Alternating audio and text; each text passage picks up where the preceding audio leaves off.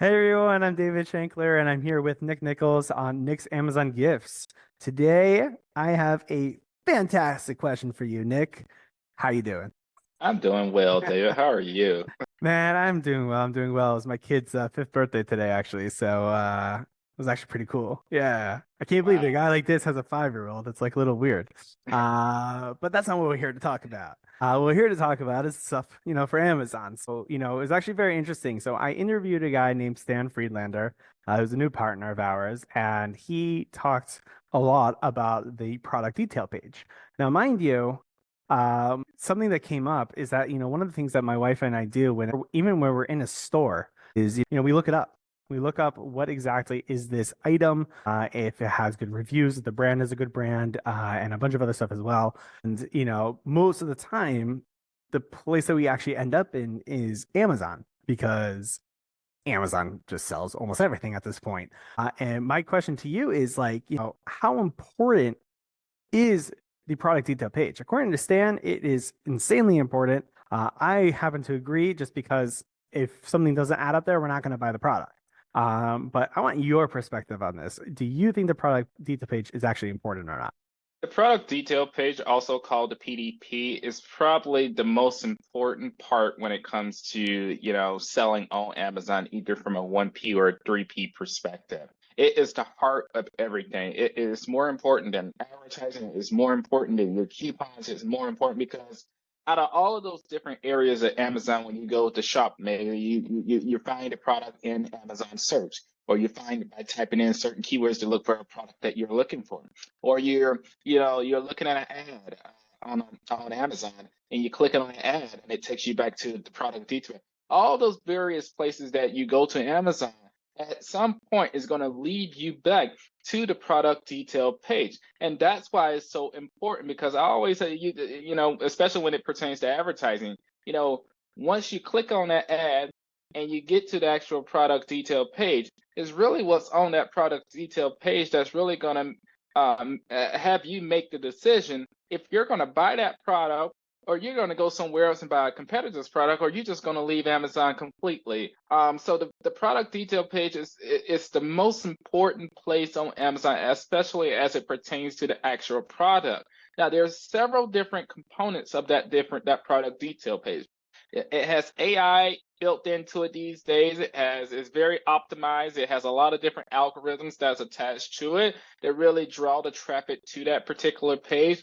But you have your product title. Your product title is the most important place from a content standpoint on the product detail page. So having the right type of keywords in there, optimized keywords that really is relevant. Relevant is the key word because Amazon's algorithm is built on all of them. It has relevancy within them. So it's the most important place from a keyword standpoint. And then you look at your digital assets over there, meaning your lifestyle images or your mock-up images or your infographics as well.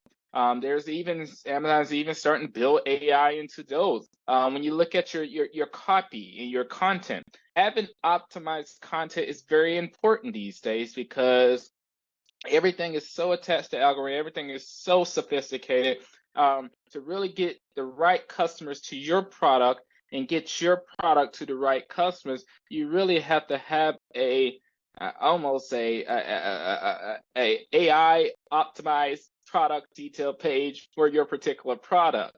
It's just you cannot. I remember back in the day when I first started working with Amazon, it wasn't as sophisticated as it is today, and you used to say, "Hey, well, we can just talk about our product without, incorporating the different components of keywords and different things of that sort, that Amazon says you need to do onto your product detail page, but not so more. You can have all the different things that's listed or that should be called out about your particular product and list that on Amazon. And if it's not what I call optimized to Amazon standards, you're not going to get to see the sales velocity that you want to see for those particular products. And then looking at A plus content, which is also called enhanced brand content as well. Amazon produces data. I think it's just as recent as last year. They changed it year to year. Having enhanced brand content increases your sales between 3 to 12% on average.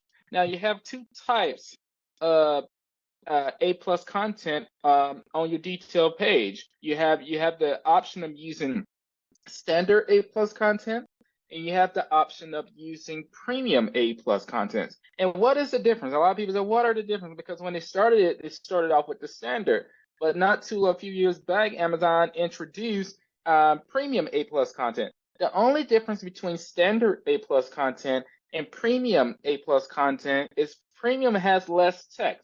Premium has less places where you can include, like I talked about writing, all of those different contextual things. And why is that so important? That's important because Amazon sees the data as well as I see the data. Customers, for better or worse, they're not reading as much as they used to, or they're not reading as much, as it pertains. They're looking at the digital assets. They're looking at videos. They produce some data that really shows. I was talking to a vendor manager and a couple SaaS core members as well, that really just kind of affirmed the fact that having videos on your product detail page increases sales as well. So having premium content increases your sale more than just having standard A plus content, because customers are not reading as much as they used to. And the premium A plus content just have different places where you can put infographics, where you can put digital assets. Basically, the difference between digital assets and graphics is infographics is similar to infographics, just as words on your digital assets. You ever went on to Amazon and you see an image and you had it could have some different bubbles on it, or it could be, because at the end of the day, A plus content has one goal and one goal only, is to give the customer more details and to tell the customer more about how to use your product or what your product does for them. That is the bedrock or the foundation of A plus content, is essentially to give the customer more information. But what Amazon found out in that process is customer is not reading as much to get the more information. They're scrolling, they're looking, they're through that, because I think there's some data out there that really shows when a customer gets to that product detail page, and let's say on the other from A, and then at point Z where they make that buy in the buy box, it's about roughly 20 to 30 seconds. So if the customer doesn't get all of the information that they need to make a buying decision, let's just say on average to make a buying decision, then they're off somewhere else. You lost the customer. And if they came through an ad, well, now you just spent, and now you spent advertisement dollars and you didn't necessarily get the sale. That causes a higher ACOS. That causes a higher ROAS. That impacts brands' profitability on Amazon. So there's a lot of different places, that is why the product detail page is so important, because when you're looking at how I use, advertisement, it's not as a necessity. I use an advertisement as a strategic tool to increase your organic sales. Your organic sales are simply when a customer comes to your product detail page, they buy your particular product versus getting there through other means or through other promotions or through advertisement. You're going to come in directly to your product detail page to buy that particular product. And then you scroll down to, I'm just kind of going down in my head of how the product detail page looks. You get down to reviews. Reviews are very essential. I mean, even more essential today on your actual product detail page, because the customers are going down there, they're reading. They're seeing what other customers are saying that bought your products. They're looking at the good things. They're looking at the bad things. And on average, through my experience, it's good when you're launching a particular product, whatever type of review generation strategic process that you have in your own business, you need to have one, because data shows that a customer will not purchase your product without a certain amount of reviews on that product. So having essentially, now the number used to be less, and on average it's between 25 and 35 reviews that you need to have on your particular product for it to actually start seeing the type of sales velocity that it needs to see. So when you take all of that into consideration, David, looking at the product title, looking at those digital assets, looking at those videos, prices on the product detail page as well. It's one of the most important parts there. Your different type of discounting options are up there as well. the way how you display your price up there, your list price, your sales price. You could have a coupon on your product. These get down to A plus content, also called enhanced brand content. You get down to your reviews. All of these things right here are what we call best practices, and you need to really to really focus in on those different areas and excel in those different areas if you can. Make sure that you're following all the best practices possible. Make sure you're doing everything that you need to do, because all of those different things that we just talked about really goes to the heart of a customer making a buying decision to purchase your product. It could be any product in any category on Amazon, or saying, hey, I'm leaving this page, I'm going somewhere else. Let's go one thing at a time, okay, on the product detail page, because I'm glad that you're in agreement that it's important. And clearly, there is actually a lot that goes into the product detail page than just, the actual details of the product, right? Because there's a lot there's a lot of information that's actually there that would make me decide whether I actually want to purchase the product or not. Let's go one step at a time. Let's let's think about it, in terms of like, how to structure the product detail page, right? Or how to write the product detail page, okay? Even necessary, the name of the product, okay? And I'm not talking about advertisement at this point, or like, the sponsorships or whatever it is. I'm talking about specifically, let's start with like, the name of the product or the name of the, whatever's the first thing that's going to catch the customer's attention. Is it more important? We spoke about this before, that in order to run an Amazon business, you have to think like Amazon, right? So, but Mhm. and in this scenario, you were mentioning that basically you have to think like as Amazon's AI, right? In order to ensure that you are, at the top organic level. However, that might be different than how a customer, like your average Joe customer may actually try and get that info. So as an example, let's just say you're looking up a shirt, right? A very classic example, right? You got a shirt and you want a blue shirt. But there's cobalt, there's steel, there's midnight, there's dark blue, there's navy, there's light navy, there's this, that. There's an insane amount of colors. Like what name should you be putting in there? Should you be thinking like a customer or like AI? And the shirt is a very small example. I could think of like, I don't know, like I don't know, like a dinosaur egg toy, right? Or like, or I could just be like kids' toys. I'm trying to think of like, a birthday gift, and I can't think of one. So I'm like, okay, kids' toys, right? Like what's gonna pop up there, right? And that's in every type of scenario possible. Is it better to think like a customer or like Amazon's AI? So the best way to answer that question, David, is you have to think like both. You have to think like Amazon, and you have to think like the customer. You really have to kind of bridge the two in order to strike the right goal that you need to strike in order to detail and write out how your product should be listed on Amazon. And then, an example of that is you have to look at least from the AI standpoint, or not just the AI standpoint, but from the Amazon standpoint as well, is you have to look at, because at the end of the day, this is Amazon's platform. This Amazon's platform is wired to do things a certain way. They don't care what you put up there on Amazon. Amazon's still going to be Amazon at the end of the day. And then also, the consumer is still going to be the consumer at the end of the day. Those are the two most important pieces there. So you have to take that into consideration and be sure to optimize your content. I love writing content on Amazon. It's a very technical thing. It's a very strategic thing at the very same time. You have to be able to, I just been doing it for a while. You have to be able to write it out, know what certain kind of the type of keywords to use, the words are not to use, because, and things that, you have to conduct your type of research and see, you know, what needs to be listed, how it needs to be listed. And let's just take the product title for an example, since it's the most important place from a content standpoint on the actual product detail page. You even have to look at how you're positioning certain words that's talking about that t-shirt that you're talking about in that particular and in the amount of characters that you're able to use in order to to write out the product title up there. You have to position those words um, by a level of importance. So, because at the end of the day, you can't get in there everything that you want to say due to character limitations within your product titles, all the different places on Amazon when it comes to content has character limitation. Amazon don't just want Yeah. you to have a whole big script in there.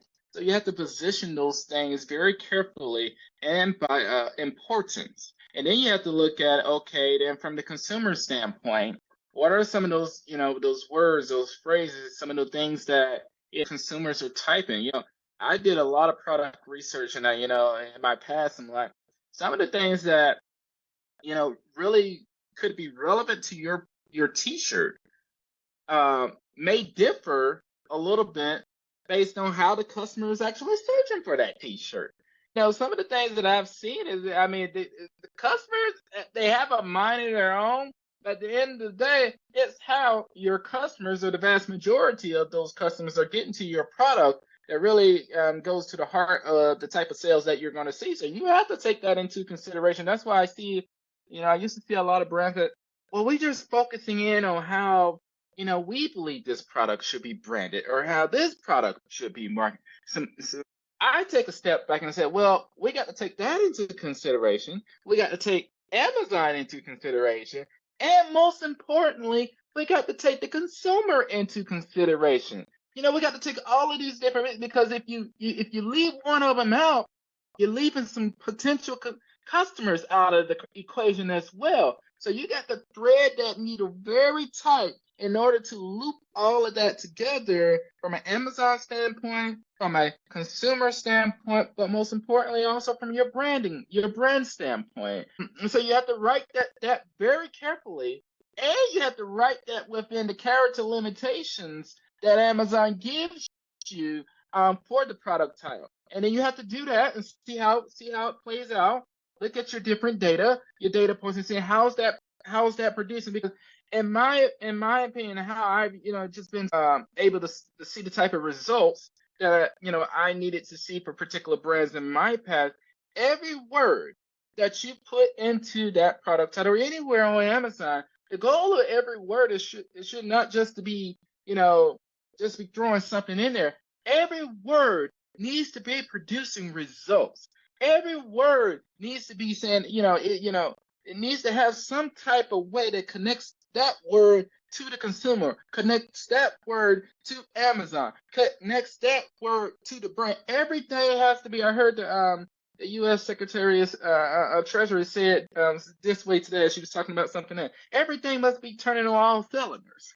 So when building your product details page, what would you say would be your steps, right? Like, what would be like 1, 2, 3, 4, 5 in terms of like, order of importance, right?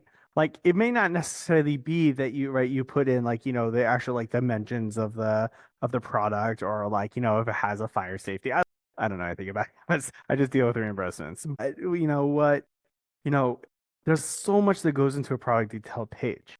And at the end of the day, you want almost every single thing there needs to generate some sort of result. So what is the order of operations in terms of like what is the most important thing to optimize, to hit first? So to answer that question, the most important thing that you should hit first is focusing in on those best practices. It's multiple things. You should be focusing on the product title. You should be focusing on the right mix of mock-ups in terms of digital assets, lifestyle images, because they convert better on Amazon. Data shows that. You should have A+ content, also called enhanced brand content, listed on every particular product. You need to have some type of review generation process in place to get you the necessary reviews that you need to get influencers or whatever you want to do that. And then you need to be able to have a competitive price. Whether you have that today or you don't, you should be working towards that to build momentum and get the Amazon flywheel to turning on that particular product. And you can do that in different ways through some tactical steps to also push that forward. So there's not one single thing to actually, but there's multiple things that you should focus in on. And that's where a lot of brands they get tripped up at. It's like, how do I know, to your point, to your question, how do I know which ones to focus in on? How do I know where to put time in? Because they say, hey, we may put a lot of time and resources into making sure we produce the right digital assets and we get that right. and then we don't necessarily get everything else right. And then you wonder why you don't see the type of sales that you want to see is because you got to hit it. Like I said earlier, you got to be everything has to be turning on all cylinders.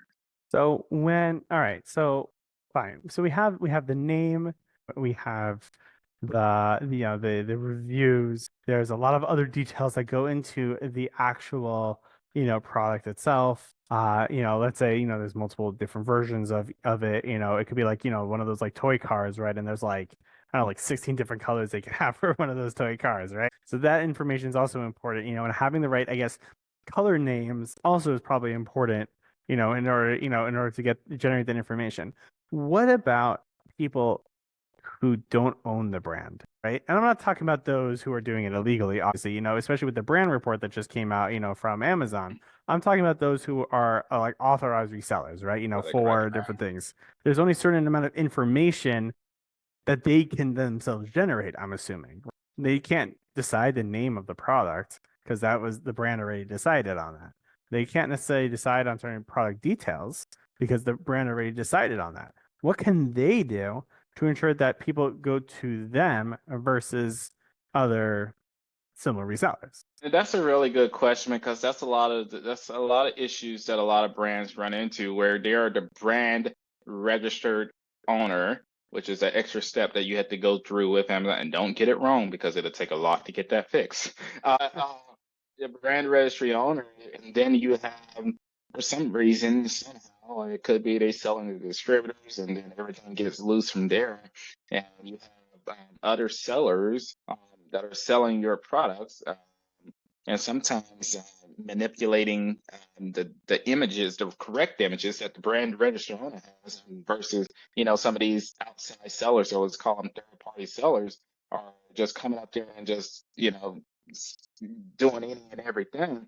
Well, the way that the Amazon works is when you have the brand registry owner, anything that brand registry owner puts up there should take priority. Keyword should take Right. priority among all the other things that could be potentially listed from these other sellers selling these other products. But what a lot of brands will tell you is, they're running into problems where, like I've seen in the past, some of these other sellers selling the same product. They're putting up wrong images. They're putting up old images. They're putting up things that doesn't necessarily should be up there. And the catalyst, the issue with that is the customer may not be getting the most accurate information pertaining to the brand when you have, just outside sellers just throwing any and everything up there outside of what the brand register owner has up there. It happens. Amazon is like, you hear me say it, and I said it before. Amazon's like a big bureaucracy. Although it should work if they catch it,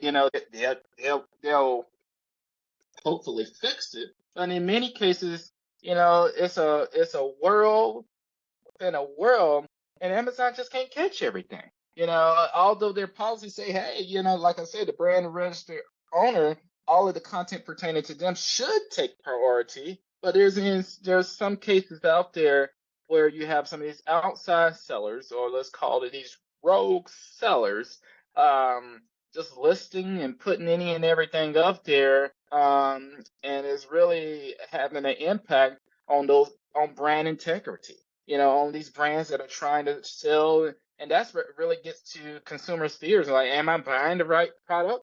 I may not want to go. I might just want to go into a Target because I don't trust the products that I'm buying on Amazon. Some customers feel like that. I remember, a little while ago, Amazon was dealing with a counterfeit issue. That's why they launched Amazon Transparency that really cracks down on counterfeiters, and they launched another one that's a little bit more sophisticated, Project Zero, where it has like one of those a tool that if you use it incorrectly, Amazon will take it from you. Yeah, it punish you for it. But if you use it correctly, you can actually take down some of those rogue sellers. Like Amazon, there's pros and cons to everything. So you use those tools wisely.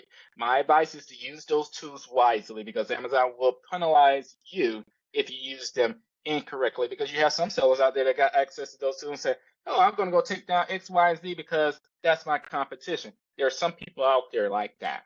And that's why Amazon's very tight on that. But to that point there, the brand register owner should take priority um, over those anything that's listed on a particular product. But to summarize that, in some cases, it's just not a perfect world in Right. Amazon's world. So here's my next question for you. I happen to be the type of guy that when I see a product at Amazon, it's got to look good. The pictures have to make sense. The details themselves have to make sense. The reviews have to make sense. And a lot of times for me, when I'm like reviewing stuff, so I actually read everything. I'm one of those people who actually read the user guide and manual for everything that I get because I'm just that weird and save them too. And I read everything that's on the product detail page because usually I want to get like a good sense of what's going on. One thing that really bothers me on product detail pages are usually the pictures. Like to me, the pictures, like I have yet to see a picture that actually makes sense, that doesn't look doctored. And not only that, but like I like seeing stuff that's life size in the sense of that like there is a person standing there. Not if it's a book. Like I don't care if it's a book, right? Like book is a book. But like if it's an actual object, whether it's a shirt or it's a toy or it's I don't know, computer, laptop, whatever it is, I like having someone there to basically be like, okay, so that's kind of what it looks like when a human being is actually like near it. Great. How important is it like, to Amazon's AI that, pictures like that actually exist or not? Well, I it is good to have some of those more authentic, more high resolute digital assets of that sort. And typically, the brands that have those see a higher velocity of sales. In Amazon's world, you can get by far less than that. To you, to a point, you see a lot of doctored or poor quality digital assets up there, and consumers still buy the product. At the end of the day, the most important part concerning the digital asset, you can get by with the quality on Amazon, so that because it's just that platform is very heavy with that, overwhelmed with that. But at the end of the day, what a lot of those, even the ones with poor quality, has picked up on is more about the strategy that's really relevant to those digital assets. How are you talking about the product? What are some of those different things that you're listing within that digital asset? How are you selling that particular digital asset? It can be a shoddy digital asset, but if it as long as the message is communicated properly or is still following some of those best practices, you can get by with consumers using those less than good quality images. So what are some of these best practices, right, that people should actually be utilizing, right? Not only that, but, talking about, best practices, what are the things that should really be optimized and how should they be optimized? And are there any like, I don't know, tools out there besides for obviously hiring, Nick Nichols to help these sellers and brand owners, vendors, basically have the right information and the best information on the product detail page? Let me start with different tools and softwares out there. At the end of the day, tools and softwares can help. To what degree those tools and softwares can help without not very much if you don't have the human behind those particular softwares and tools to do what it needs to do. Those tools are really just directed. You still have to have that person to say, hey, I need this. Hey, I need for you to look up that. Hey, I need for you this tool to be specific in this area. Without the brains behind those tools, because at the end of the day, a lot of brands, they figure I can go pay boatloads of money and go buy a software, and the software can do everything and above. And yes, it can help in some areas, maybe about 10 to 20%, if that. But at the end of the day, you still have someone with that skill set and expertise to tell that software or tell that piece of technology what to do. Otherwise, you see a lot of these companies say, "Hey, we just bought a multi-million-dollar software to help out with our product detail page, digital assets, right? Different things like that." And then you have the CEO can't come to, the one of the board meetings in about 2 to 3 years. And like, we haven't been seeing the results that we needed to see out of this particular investment. So at the end of the day, that really kind of goes to the heart of the software does not do everything. You still have to have that expertise from the person or individual who knows Amazon or knows any other e-commerce platform when it comes to that. So you're pro human and not, pro AI. Like you don't believe AI can actually, take over for humans at the end of the day. Well, I wouldn't go as far as to say that. Technology is continuously advancing, but today, no. I hear that. Okay, so let's go back to, the other two questions, right? What should be optimized, how it should be optimized, as well as, what are the best practices that people should be putting into their product detail pages? There's not a one size fit all approach when it comes to Amazon.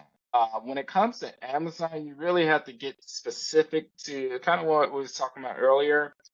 Get specific to that particular brand or what products they're actually selling to their particular consumer base, and also to how Amazon really goes about day to day within that particular category because Amazon operates differently from category to category. They don't work the same, I guess in some cases, yes.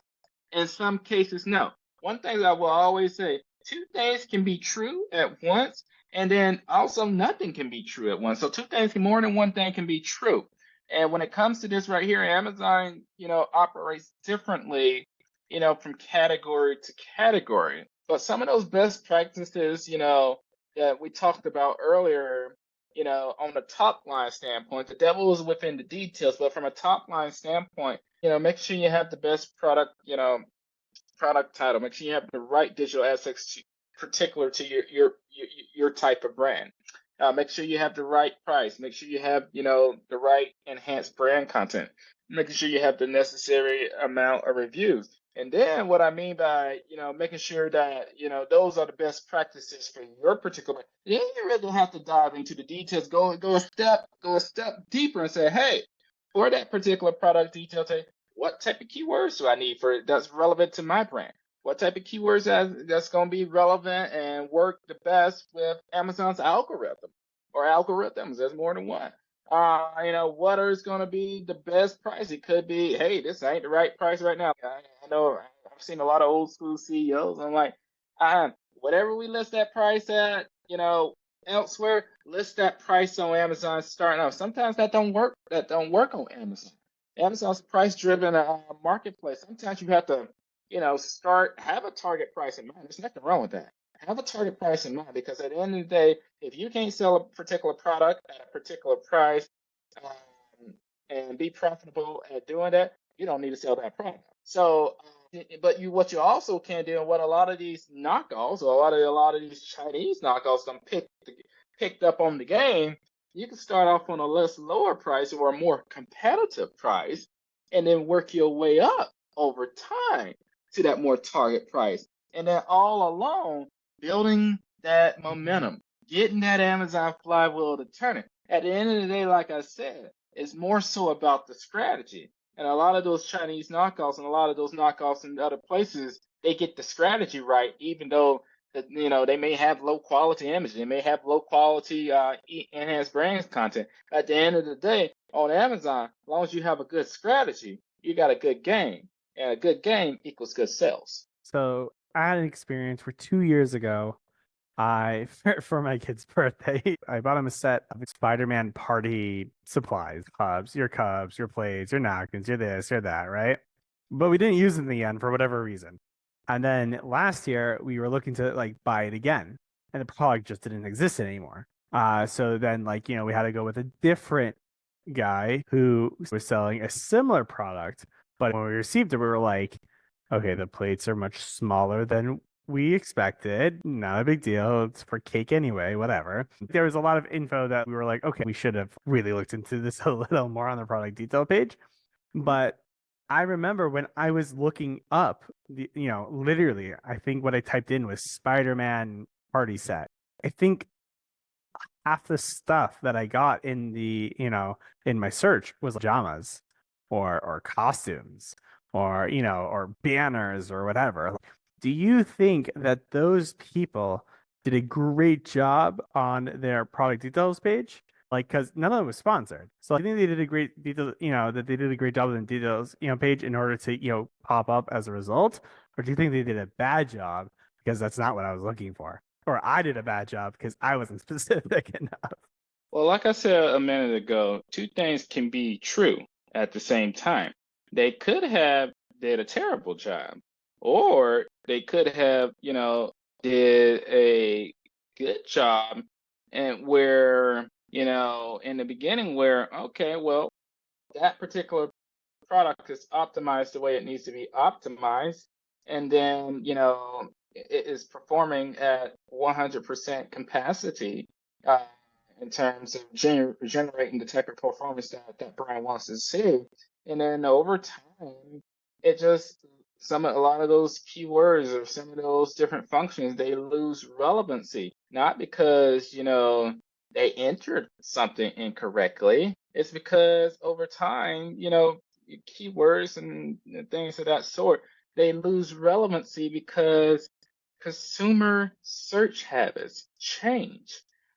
And when that change, that could bring in some different, search data.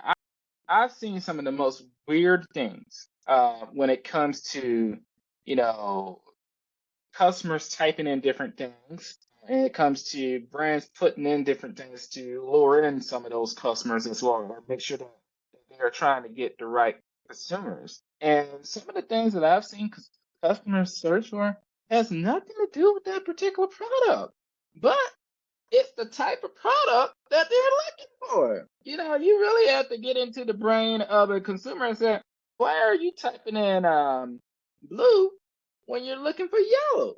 Well, at the end of the day, the customer is always right. That's one thing I learned a long time ago. The customer is always right.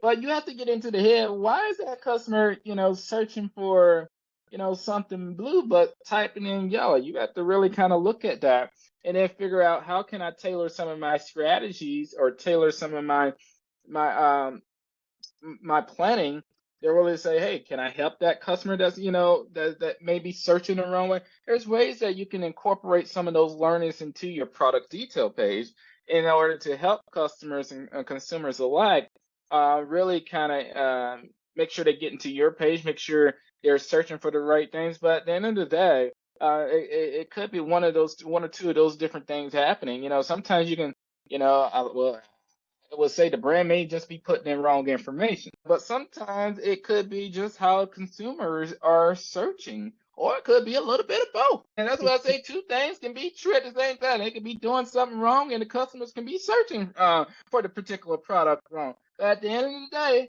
the customer is always right because that's the one that's making the purchase. And that's the way you have to look at it. So you have to kind of really tailor your strategies and say, how can I help customers like that? How can I help other customers that don't necessarily um, understand how to search for my product? Because this was where that product research, this is where that consumer research comes in hand at right there when you're trying to get the right customers to type into the right thing. Because say for example, you get a customer that's searching for something different than your particular product, but they get to your product through an ad. Well, you just spent some dollars there. You don't want that to happen. That's impacting your profitability.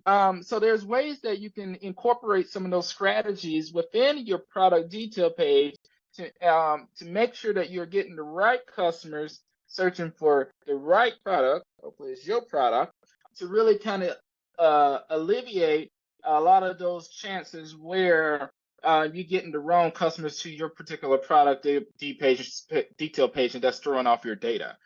So there's different things that you can do with that, but it happens. Two things can be true at once. It could be plugging in the wrong information, and it could be, customers searching maybe not the way they need to be searching, to say it nicely.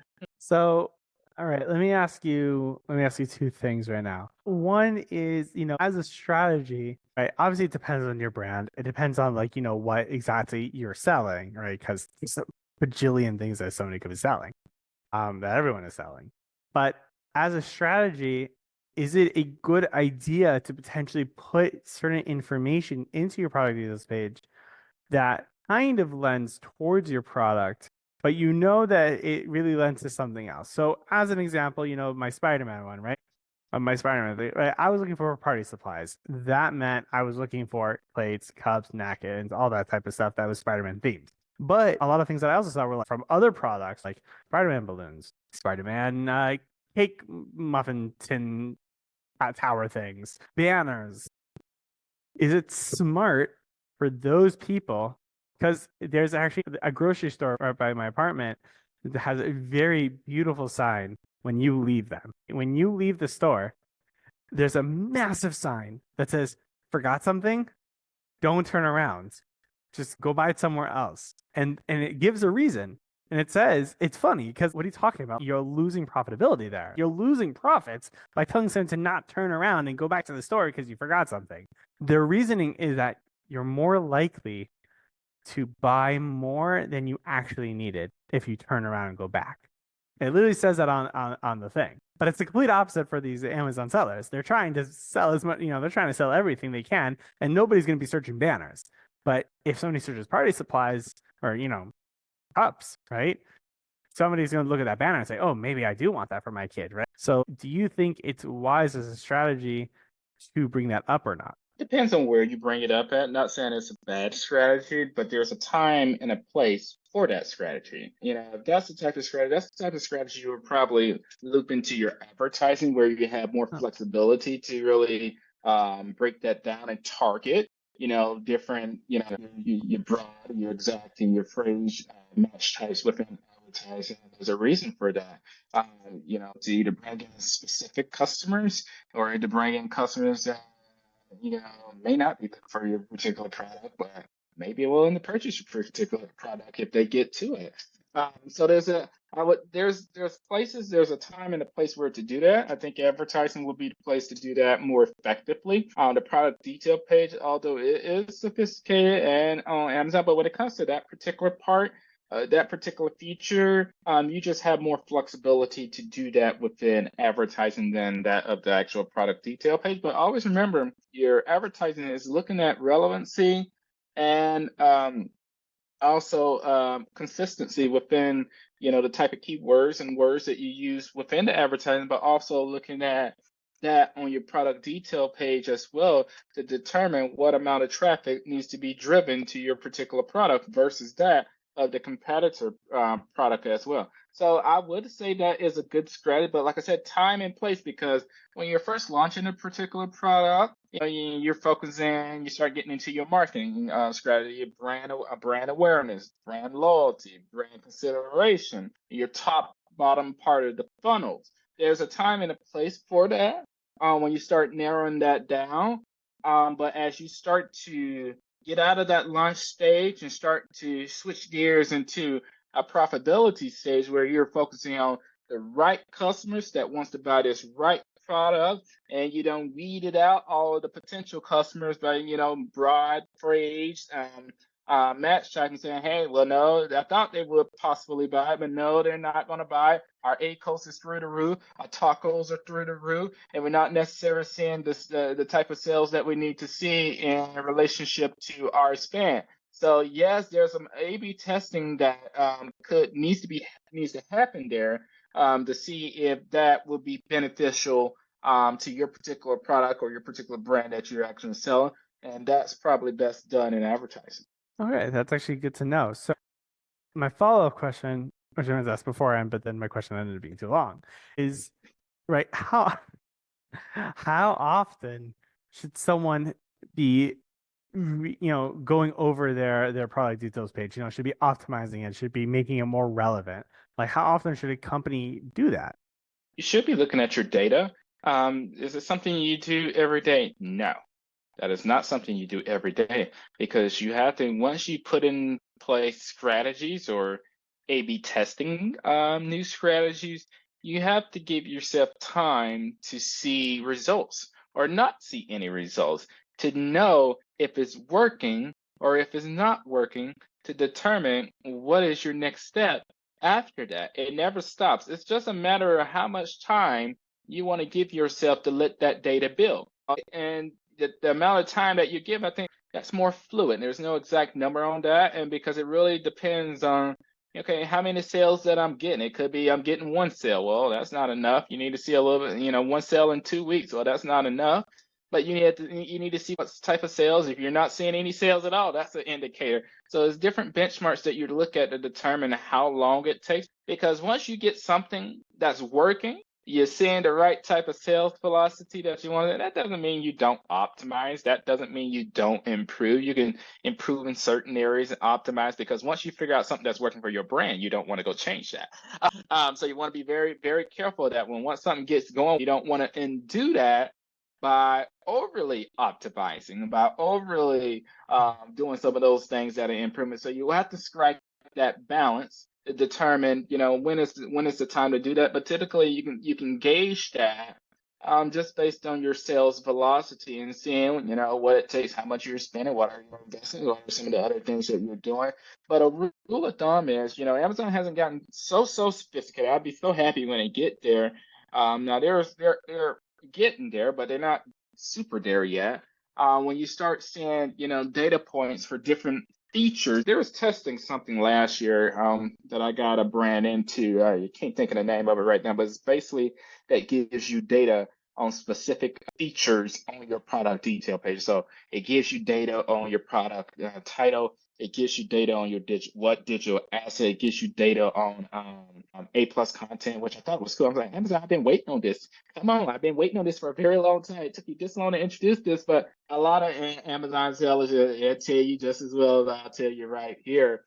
I just saw that introduced last year. It's not perfected yet. Are they perfecting it? Yes. Well, someday they will perfect it. Yes, but it's not there yet. So you really have to use the avenues and features that you have that have a lot more certainty um, to determine, where do I take some of those steps and what time do I take some of those steps to do a lot of that A/B test and do some of those things that you really just talk about. You can do it, but you want to do it in the right place, because not saying you don't do it in another place, but you just don't. At the end of the day, you need to know whether something is working or something is not working.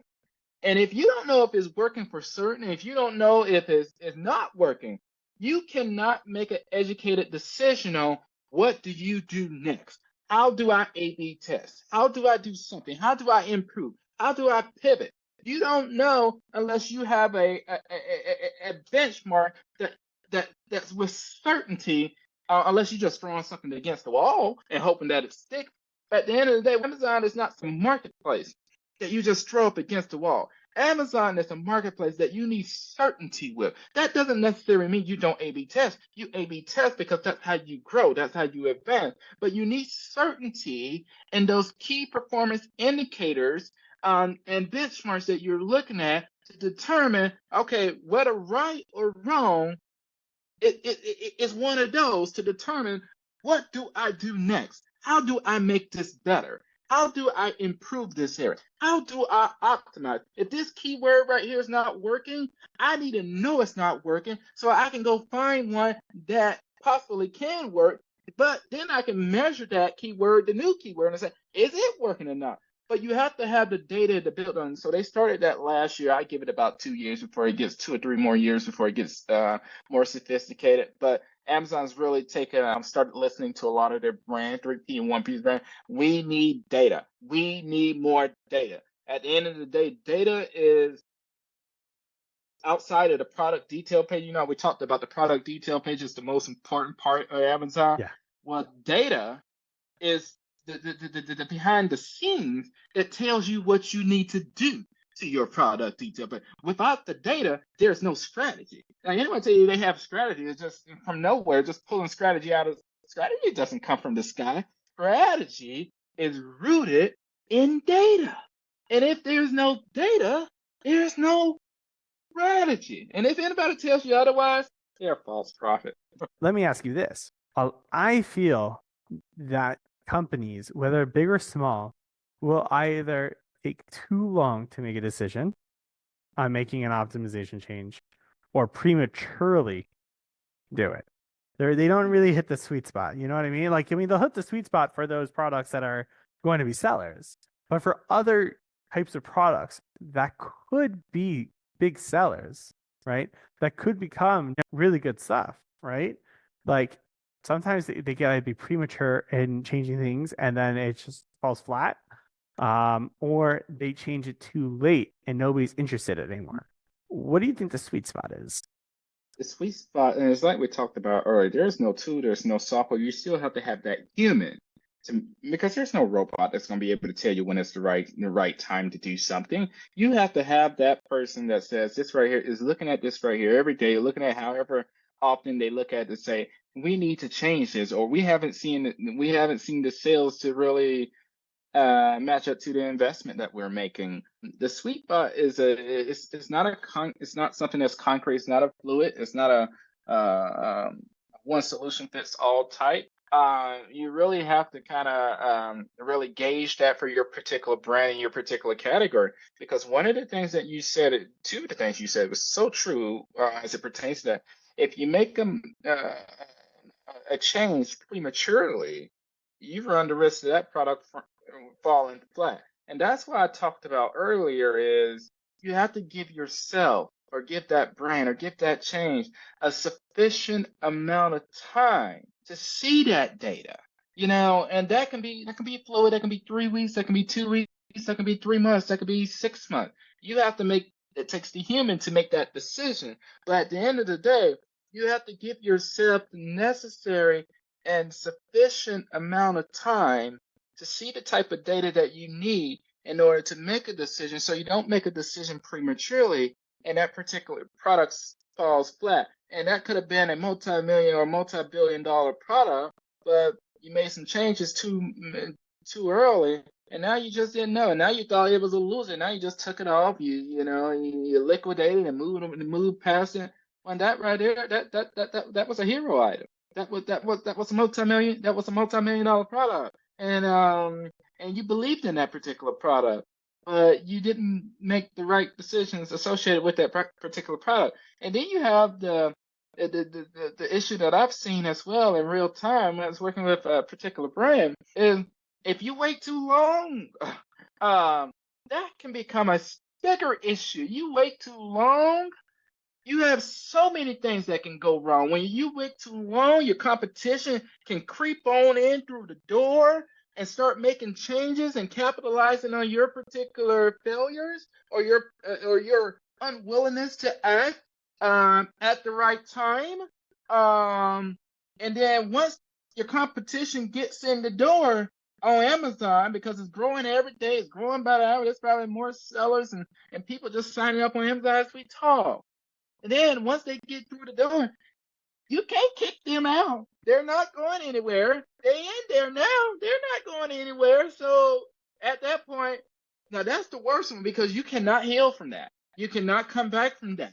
That is then you basically or essentially just have to kind of manage it as best as you can. But once it take too long to act, you have less options on the table to really see the type of sales velocity that you want to see because Amazon's ever changing. There's a ton of competition that's constantly creeping into each category by the day. You have consumers that are changing. You have the economy that's really supporting the consumers that are changing, supporting the dollar, supporting the money that it takes for them to spend on Amazon. All of that, you have to take all of that into consideration. And that's why I always will recommend and advise, look at the data. Continuously look at the data. If the data doesn't lie. Either the data is going to say one thing, or it's going to say the other thing, or it's going to be somewhere in the middle, and it's like it's not changing. And if it's no answer, that's the answer. So you have to be able to look at the data, constantly look at the data, and that's what I do. The data never lies. The data never goes wrong. If the data says something is not working and you believe it is working, well, you a lie because the data doesn't lie. So you really have to continuously look at the data. If you want to know how not to make a decision prematurely or take too long to make a decision because there's cons on both ends of that.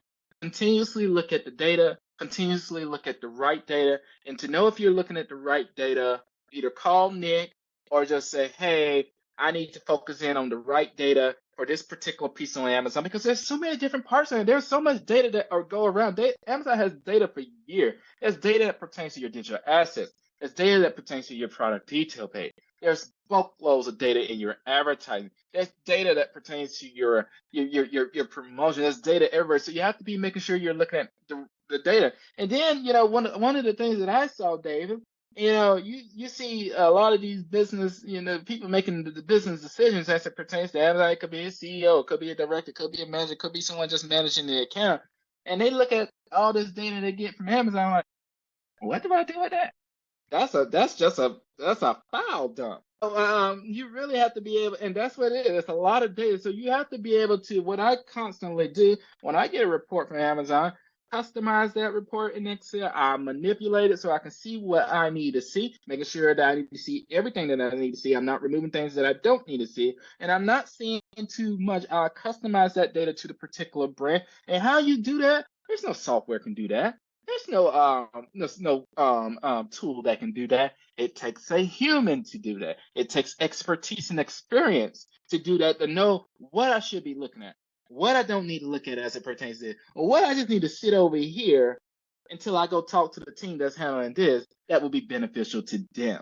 You really have to have that knowledge in order to make those type of decisions. Like I said, there's no software on this planet yet that can do that. Now I say yet because as time goes on, AI gets more sophisticated, technology gets more sophisticated. Maybe someday, but not right now. What features do you believe people are not utilizing on their product detail page? And not only that, is there anything new that people should know about? I think and believe you should be using videos. Videos is, Amazon started producing a lot more. Well, they had the data all along. They just started putting it into the public. When it comes to showing, how videos really add value to customers' ppurchasing decision and make more customers purchase a particular product. So there's data behind that that really supports that. And then make sure you have all of the follow all those best practices that we're talking. Amazon is introducing new features. The features are getting more sophisticated because Amazon's a very sophisticated marketplace. And what I mean by that, just because you understand something the right way at this particular time in history, that doesn't mean it's going to stay that way. Sure. So you have to continuously evolve, continuously keep learning because otherwise you become obsolete. And then if you're obsolete in the Amazon world, well, that's no good to you. Uh, so videos is definitely an area. Make sure you have videos and everything. Yeah, now, where you have them at, Amazon says the videos and everything. So videos in your advertising, videos on your product detail page, videos off Amazon if you want to have that. Videos are just good at the end of the day because, like I went back to saying earlier, customers are doing less reading. So, for better or worse, they're doing less reading. So that's why that's becoming more and more important. And just make sure you follow all those other additional steps that we talked about with the product detail page. Make sure you have the right mix of lifestyle images and infographics and mockups as well. Making sure you're following Amazon's, as I probably love that I say this, make sure you're following all Amazon's terms of service, all of their agreements. Make sure you're following all of their rules. Because, what I run into hearing a lot of customers, one side of that, like, well, we're over here following the Amazon law, but we see other sellers on Amazon not following the Amazon law. Why they get to get away with that?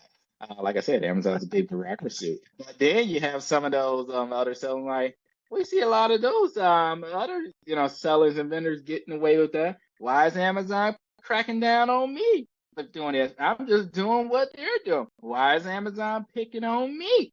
Well, Amazon's not picking on you. Like I said, the best thing to do is follow Amazon's rules and you won't run into those problems. But why Amazon doesn't catch, they catch some and don't catch others. It's because, like I said earlier, Amazon's a big bureaucracy. They're not a perfect system. Their intentions are right. Their intentions are in the right place, but it's no perfect Amazon. So I'm going to ask you a really curveball question. If you are a consumer, right? You are a customer and you are going onto Amazon, right? And you are searching for something. Now, mind you, there's a bajillion things that people can be searching for on Amazon. So obviously you can't give a proper answer here. But if you are a consumer, not an FBA seller, not a vendor, you are a consumer and you are looking for a specific product. In Amazon search bar, how specific should you be to get the right product? And not only that, just to add into this question, once you give this advice, what would you tell, people who are selling on Amazon to do to combat this? The smart customer, it's always good to be specific with Amazon, but there's a lot of options on Amazon. So you either get to what you're looking for or you'll get to what you're looking for eventually. There's just a lot of, options, variations, sellers, vendors are selling the same product or selling similar products to what you're looking for. It's always good to be specific to, I think I remember reading something a little while ago when it's talking about Google versus Amazon. Google's like one of the, and don't quote me on this right here. I'm just going back to one of my readings as I was reading some comparison between Google and Amazon search engine. And Google is a very, when it comes to just about everything, Google is the best search engine in the world. Maybe I love Google, I don't know. But then when it comes to shopping and more specific to just shopping, Amazon is the best search engine in the Oh, world. wow, that's interesting. I would not have expected that. Like, if I was looking for, let's just say, I don't know, like a blue shirt, and I typed that in Google or if I typed that in Amazon, I would have assumed I would have gotten either similar results or better results from Google. That's very interesting that you're telling me that I would have gotten a better result from Amazon. Is that better result in terms of like, that you're going to actually be happier with your choice? Or is that in terms of more the specificity of what it gets to? I think the more specific of what it actually gets to, because Amazon just sells everything. Amazon's just, it has so much there. It's not that Amazon is bigger than Google. I don't want to get into that conversation, Let's please but then. but Amazon is more tailored and more specific for the more shopping than just general um, search engine type of things. We might go to Google and say, "Oh, what restaurant is over close near me?" I think Google is good for this. I'm not saying Google is good for shopping, but Amazon, especially as it's developing, Amazon's going to don't mean it's as good as it's going to get. It's going to get better. Amazon is just more specific when it comes to shopping to get you closer to what you're looking for. And then what more customers, I was reading what customers go do once they go on Amazon, they get, they find, then they might go back, they may toggle between the two. They may, go take Amazon and go search for something more specific to clothing. And then they'll go back to Google or go somewhere else and look for it. But they start with Amazon and then they end up in other places. Hmm. All right. What what else you got for me? Give me a nice final thought for this episode, in terms of the product detail page. We'll start off by saying, the product detail page is the most important place on Amazon because of all the reasons that we listed within this video here. But in addition to that, following a lot of those different best practices, a lot of those different tips. At the end of the day, now my tips do no good for you unless you're able to apply those tips in a way that's specific to your brand, that's specific to your consumer base and that's specific to your category in Amazon. The devil is always in the details. I'd never be the one to say, hey, just go do this, and then you end up not seeing the results that you want because there's only one day. But if you go in there and do it in a way that's specific to your brand, keep working on it. Don't do things maturely and prematurely, and don't take too long to do things because the world is ever changing. But always follow the data. Always pay close attention to your data. Your data is your compass. Your data will get you wherever you need to go. It all starts with the data. Follow the data. The data will say, hey, do this or not do that. Or data will say, go here or not go there. So always follow your data. Your data is like your Bible. It'll get you where you need to go. There's some ways that you can manipulate the data, but when you're looking at Amazon, You're putting in good intentions like most people do, are trying to do things the best way, trying to do the things the more ethically, trying to do things right. Just like a lot of people in the world do. They're good people, and they want to get things right, and they want to get things right soon, and they want to get things right on the first go. Just follow your data, and your data, um, if you're looking in the right places, will get you where you need to go to see increased revenue growth, to see increased profitability, and to see increased market share. There you go.